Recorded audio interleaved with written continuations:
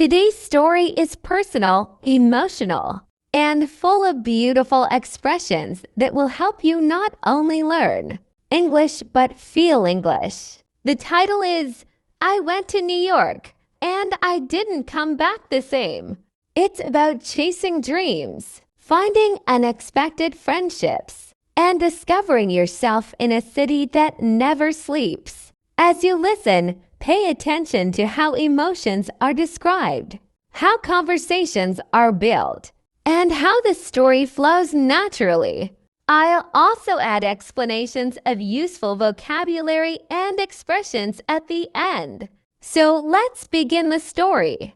I went to New York chasing a dream, but found something I didn't expect. It all started with a letter, a real, handwritten letter from a gallery in Manhattan. They had seen my artwork online and wanted me to showcase one of my paintings in a small exhibition. I was shocked. Me, a girl from a quiet town, suddenly invited to the art capital of the world.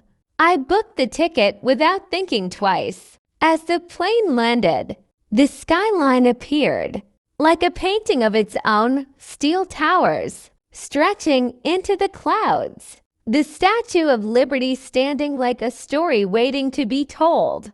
The first thing that hit me was the noise. Honking cars, subway rumble, people talking in dozens of languages. It was chaotic, but beautiful. Like music with no rules. The gallery was tucked away in Soho, surrounded by coffee shops and vintage bookstores. I arrived early, nervous, clutching my painting like it was a part of my heart. The curator, a tall woman with silver hair and sparkly eyes, looked at my work and simply said, "You've got something." That night was surreal. People stopped to look at my painting, asked me questions, nodded thoughtfully like they understood me in ways even I didn't. A kind man in a navy coat stared at my work for almost 10 minutes. Then he turned to me and said, "This reminds me of a memory I thought I'd forgotten." We sat on a bench outside after the exhibit. His name was Daniel. He was a writer who had come to New York searching for inspiration. I came for the same reason. Maybe that's why we clicked so fast. The next few days passed like a movie. Morning walks in Central Park, coffee runs, getting lost in bookstores, chasing sunsets across Brooklyn rooftops. New York, in its fast-paced madness, slowed down whenever I was with him. But stories don't always end the way you expect. On my last night, I received another letter. This time from an art school in Paris. They wanted me to study there, fully funded. My dream had grown even bigger.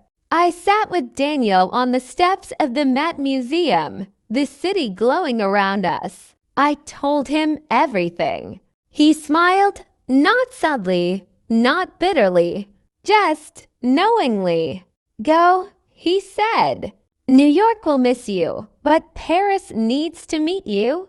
We hugged like old friends, even though we were something more, something undefined. I didn't cry, not then, because somehow I knew this wasn't goodbye, just a beautiful pause. I went to New York thinking it would change my career instead.